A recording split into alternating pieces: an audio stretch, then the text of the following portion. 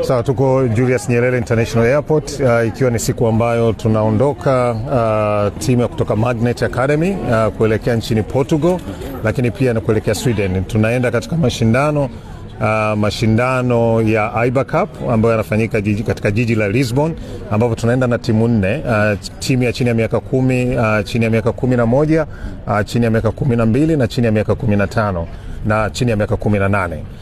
Lakini pia tutakuwa tunaenda pia Sweden baada ya mashindano, na mashindano ya Lisbon tunaenda kwa mara ya kwanza, lakini mashindano makubwa kwa sababu yanahusisha timu karibu 500 za kutoka nchi mbalimbali, nchi nyingi sana za nje ya Ureno yenyewe.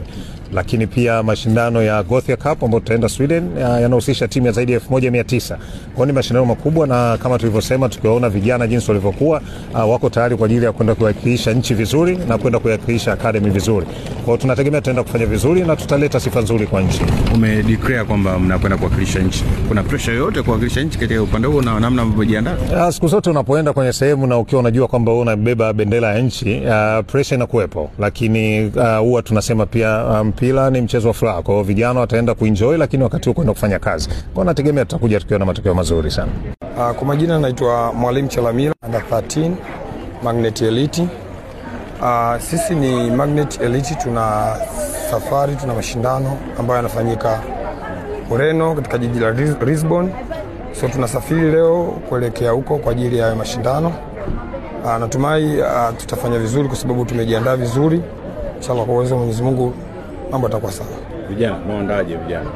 Vijana tumeandaa vizuri, tumejiandaa kwa muda mrefu. Tuna takribani miezi kadhaa tuna insist kwenye hilo kwa pamoja, na vijana wapo vizuri, wana hali, wana moli, na masomo yameingia, tumewafundisha vitu vingi vya mpira. Natumai tutarudi na matokeo mazuri na ushindi pia tutapata. Tunatarajia ushindani wa level gani? Tuna timu nyingi, tuna timu za under 10, under 11. Kwa majina naitwa Rahim Rashid Said, nacheza kama striker for Magnets youth team under 17. Sisi tunaelekea Portugal na Sweden, ambao tutakuwa kuna IBA Cup na Gothia Cup, ambao tutaenda kuparticipate kwenye the under 17 category, ambao tunategemea sana.